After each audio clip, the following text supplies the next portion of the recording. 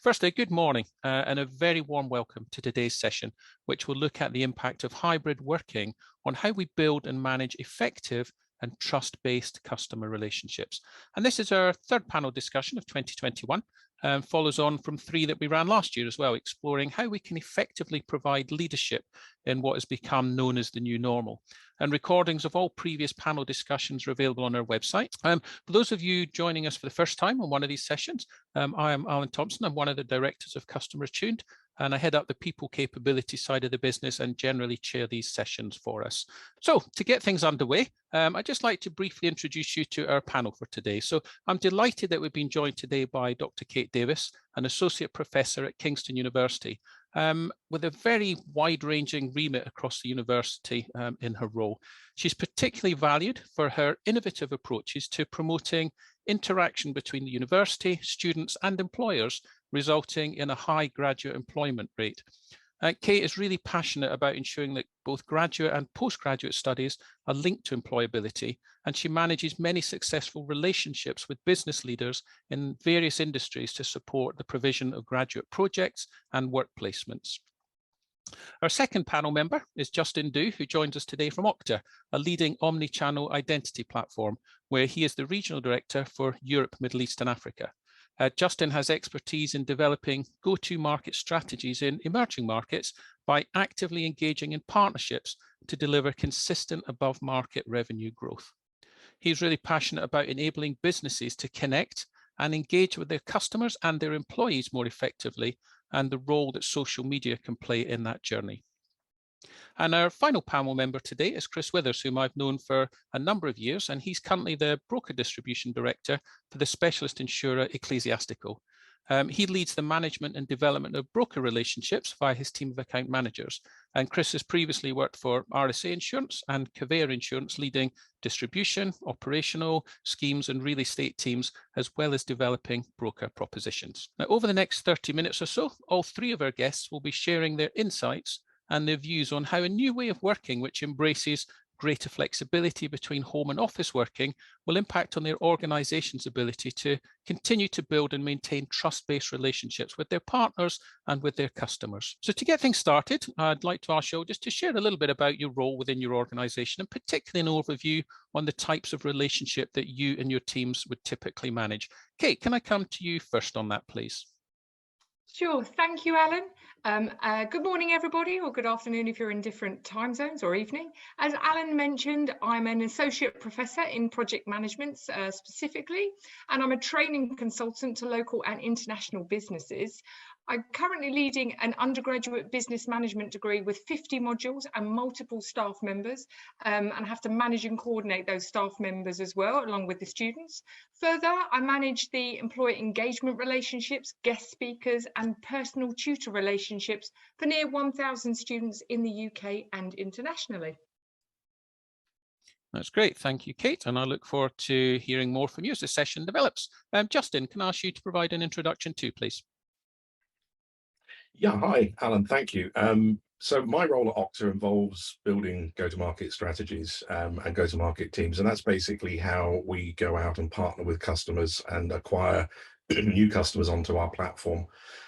So it's managing the customer engagement processes across diverse regions such as Africa and the Middle East and parts of Europe.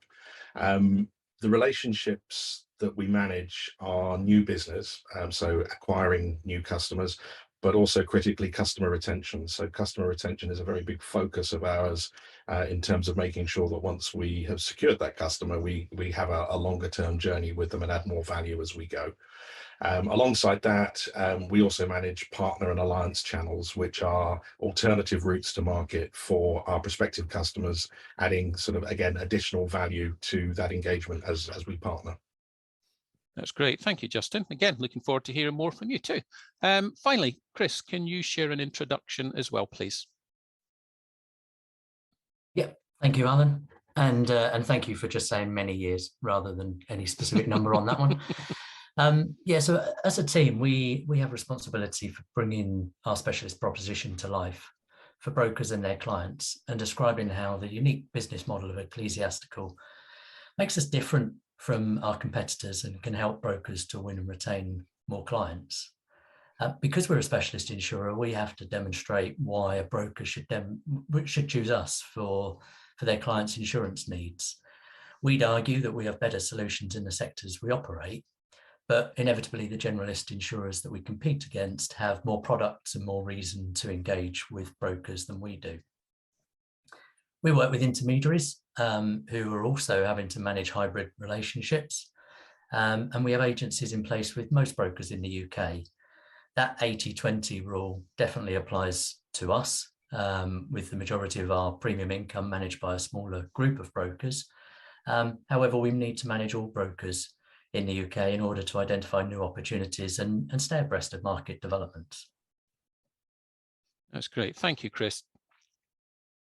So we've got three quite different organisations represented today and different roles, and it will be good to hear some different perspectives over the next 25-30 minutes, as well as any similarities. So I'm going to open up this really with my first question relating to how we're operating in a hybrid world that is combining home and office-based work. So really, what implications from hybrid working are you seeing in your organisations? Firstly, on your approaches to managing your existing relationships, and secondly, what about building new relationships and selling to new clients? Chris, I'm going to come to you first to share your response on this one, please. Thank you, Alan. In terms of the first part of that question and existing relationships, I think there's always a temptation in account management to default to go where you feel most wanted. And inevitably that, in our world at least, that's brokers who have existing policyholders with us, existing business, or a strong pipeline of new opportunities that have already been identified. Even before the pandemic, we'd recognised that there was a challenge, and we needed to extend our reach. Face-to-face account management is time-consuming, and there was always a limited scope to reach those brokers who weren't so engaged.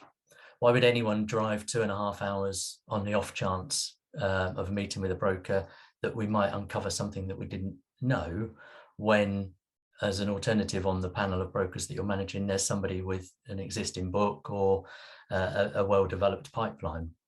So we introduced a team called telephone account managers to reach these brokers, and we introduced two very distinct models of engagement. There was the face-to-face and the remote. And as I say, this was all prior to the pandemic. Obviously, hybrid working meant that everyone sort of defaulted to working remotely, but video calls became the medium of choice and replaced the telephone. Everyone could see the benefit of a reduction in travelling time and the advantage of reaching a wider audience through a very cost-efficient method. And the video calls as well meant that you could build a relationship with people far easier than you could over the telephone. Obviously, in this time when we were going through some changes, the risk was avoiding sort of just creating a diary full of appointments. This freedom of not having to travel meant that you could fill your diary with meetings, but that stopped you from planning properly for those meetings, thinking about your tactics as to what you wanted to achieve, and also that follow-up, two things that would have automatically happened on the way to or the way from a face-to-face meeting. So that was kind of how we looked at it from an existing relationships perspective. I think in terms of the building trust with new customers, trust is obviously key in the insurance industry. And I think the hybrid working has, brokers they've embraced and valued the openness that it gives. We rebranded in 2021, and everybody has been provided with a branded backdrop for their Teams calls that promotes the new brand. But even if brokers or if people choose not to use that, then you get a glimpse into an individual's real world, don't you? It's far easier to get grumpy with somebody in a faceless call center than somebody who is smiling back at you through a Teams call, saying they're trying to do their best while you can hear their child screaming in the background or their dog barking because another Amazon delivery has arrived. So I think it's created an openness and an empathy for some of the challenges that everybody's faced. Justin, I think I'm going to hand over to you now. And does any of that resonate with you? Thank you, Chris. Yes, it does. It's interesting you mentioned that. I remember at the beginning of kind of the first lockdown, one of my peers posted a LinkedIn message that said, you never have to apologize for your children interfering with a Zoom call or a meeting that you're having. You should never apologize. You're working in their home. They're not playing in your office. And I thought that was a great statement to make and a leadership position to take. Definitely COVID has been the game changer as far as we see. The whole world has had to pivot. And it wasn't an individual choice or a vertical or even a geographical choice. The whole world was pushed into a new environment. Many businesses were not prepared and didn't have a strategy for that. What we've seen is that every organization has become an IT organization. We were fortunate. Okta is and was already an IT organization, and the technology that we produce does help enable people working from home.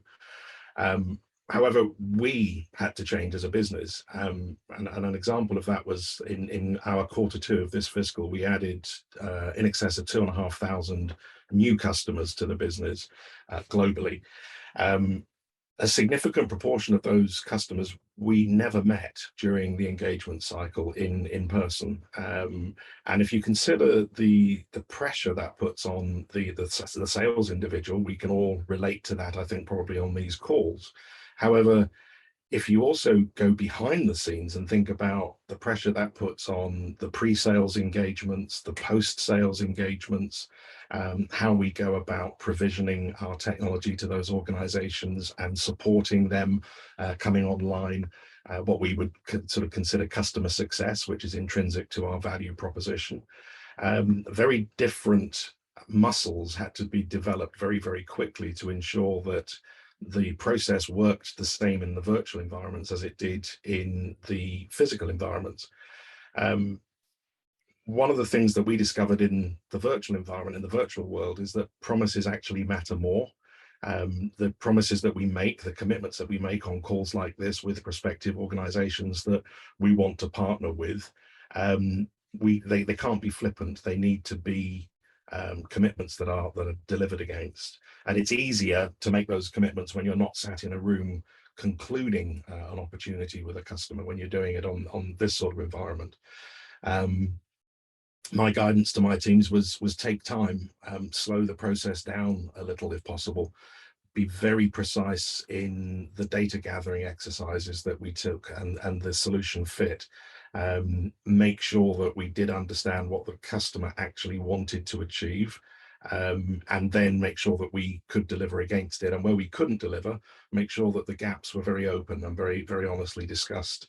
And that meant that we built trust through authenticity, if you like, being very authentic to ourselves and authentic to the process, being curious, agreeing the outcomes with customers, and as I say, making sure that the gaps were articulated so everybody went into a new relationship knowing what could and couldn't be done.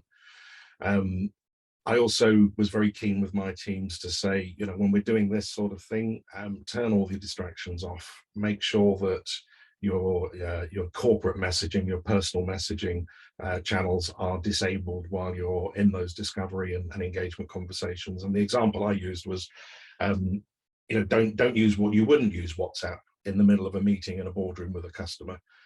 So why would you do it while you're sat on a Zoom session? That should be for later. Even if somebody is messaging you, you wouldn't be answering if you were sat in their meeting room. So don't do it on this sort of environment.